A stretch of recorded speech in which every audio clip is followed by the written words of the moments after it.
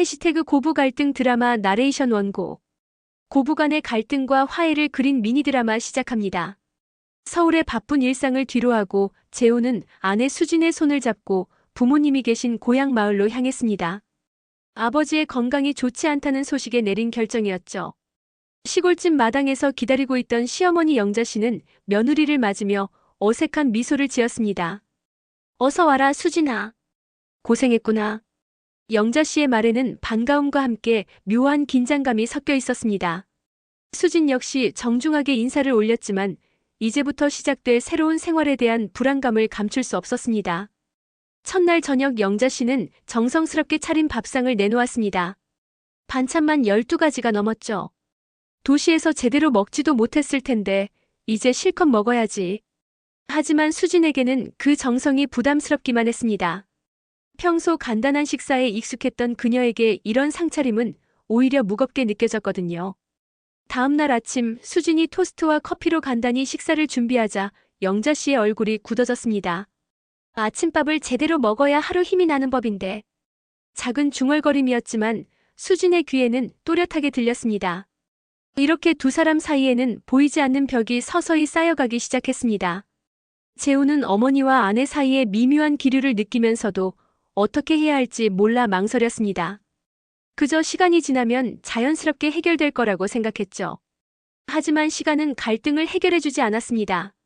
오히려 작은 오해들이 쌓여가며 더 큰 문제의 씨앗이 되고 있었습니다.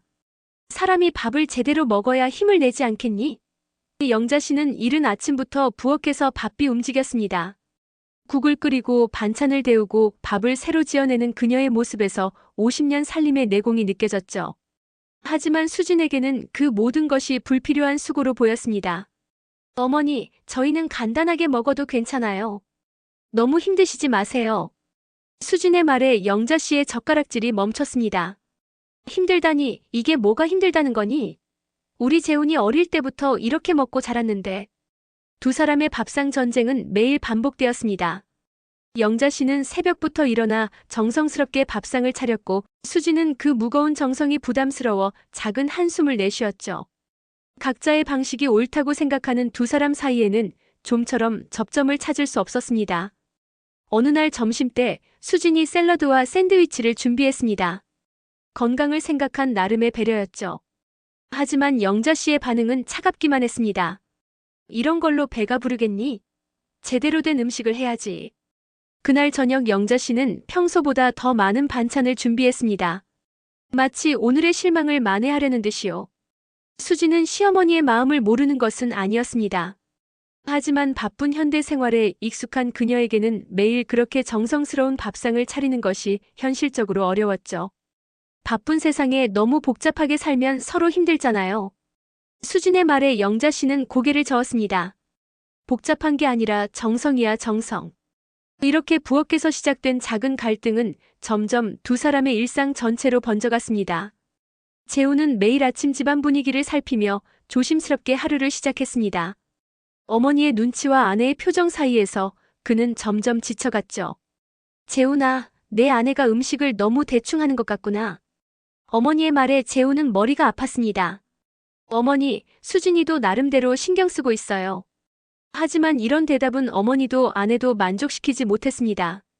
수진은 남편이 자신의 편을 들어주지 않는다고 서운해했고 영자 씨는 며느리 편만 든다며 섭섭해했죠. 저녁 식사 시간이 점점 무거워졌습니다. 예전에는 따뜻했던 가족의 대화가 어색한 침묵으로 바뀌었거든요.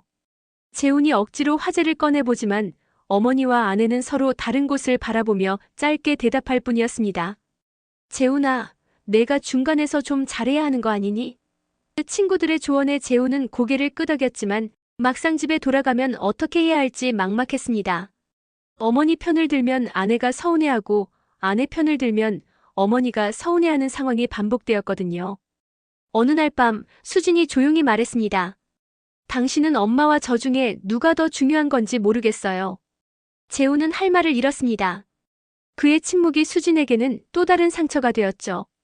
역시 남편보다는 아들이 먼저인가 보네요. 한편 영자 씨도 혼자만의 시간에 깊은 생각에 잠겼습니다. 내 아들을 빼앗아가는 건 아닐까? 오랫동안 키워온 아들이 이제는 다른 여자의 남편이 되었다는 사실이 때로는 서글프게 느껴졌거든요. 가족이지만 점점 멀어지는 것 같은 이 기분, 영자 씨도 어떻게 해야 할지 몰랐습니다. 재우는 결국 두 사람 사이에서 제대로 중재하지 못한 채 갈등만 더욱 키우는 역할을 하고 말았습니다. 추석을 한 달 앞두고 집안이 분주해졌습니다. 친척들이 모두 모이는 큰 명절이니만큼 준비할 것도 많았죠. 영자 씨는 며느리와 함께 명절 준비를 하며 관계 개선의 기회로 삼고 싶었지만 두 사람의 방식은 처음부터 달랐습니다. 수진아, 저는 이렇게 부쳐야 맛있어. 영자 씨가 정성스럽게 가르쳐주는 모습에서 며느리를 향한 마음이 느껴졌습니다. 하지만 수진에게는 그 가르침이 잔소리처럼 들렸죠. 요즘엔 이런 간편한 방법도 있어요. 수진의 제안에 영자 씨의 얼굴이 굳어졌습니다. 명절 당일 친척들이 하나둘 모여들었습니다. 큰아버지 내외, 작은아버지 내외, 그리고 사촌들까지. 오랜만에 만난 가족들의 웃음소리가 집안을 가득 채웠죠. 하지만 수진은 점점 위축되어 갔습니다. 우리 수진이는 요리를 참 간단하게 하더라고요. 영자 씨의 말에는 은근한 비판이 담겨 있었습니다. 친척들 앞에서 체면이 깎이는 것 같아 수진의 얼굴이 빨갛게 달아올랐죠. 저는 간소하게 사는 걸 좋아해서요. 간소한 게 좋긴 하지만 명절만큼은 전통을 지켜야 하는 거 아니야? 큰어머니의 말에 다른 친척들도 고개를 끄덕였습니다. 수진은 점점 숨이 막혔습니다. 모든 사람들이 자신을 탓하는 것 같았거든요. 저녁 식사 후 설거지를 하던 수진은 더 이상 참을 수 없었습니다. 어머니, 저도 나름대로 열심히 하고 있어요. 제발 친척분들 앞에서 그런 식으로 말씀하지 마세요. 목소리가 떨렸습니다. 그런 식이라니, 내가 언제 그런 식으로 말했다는 거야? 영자 씨도 목소리를 높였습니다. 도대체 제가 뭘 어떻게 해야 하는 건가요? 수진의 눈에서 눈물이 떨어졌습니다. 친척들이 모두 지켜보는 가운데 벌어진 이 상황은 두 사람의 관계를 돌이킬 수 없는 지경으로 몰고 갔습니다. 그날 밤 집안에는 무거운 침묵만이 흘렀습니다. 며칠째 말도 제대로 섞지 않고 지내던 어느 날 수진은 영자 씨 방 정리를 도와드리게 되었습니다. 오래된 장롱을 정리하던 중 낡은 일기장 하나가 바닥에 떨어졌죠. 무심코 펼쳐둔 수진의 눈에 익숙하지 않은 젊은 시절의 글씨가 들어왔습니다. 1975년 3월 15일. 오늘도 시어머니께 야단을 맞았다. 밥맛이 없다고, 청소가 엉성하다고. 언제까지 이런 날이 계속될까? 내 마음을 알아주는 사람은 아무도 없구나. 수진의 손이 떨렸습니다. 이것은 영자 씨의 젊은 시절 일기였던 것입니다. 페이지를 넘기며 읽어본 일기에는 시집살이의 고된 나날들이 고스란히 담겨 있었습니다. 1976년 5월 2일. 아침 4시부터 일어나 밥을 지어도 시어머니는 만족하지 않으신다. 언제쯤 인정받을 수 있을까? 나중에 내가 시어머니가 되면 내 며느리만큼은 이렇게 힘들게 하지 말아야지. 1978년 10월 10일. 재훈이를 낳고 나니 조금은 나아진 것 같다. 그래도 아직 갈 길이 멀구나. 내 아들만큼은 따뜻한 가정에서 행복하게 살았으면 좋겠다.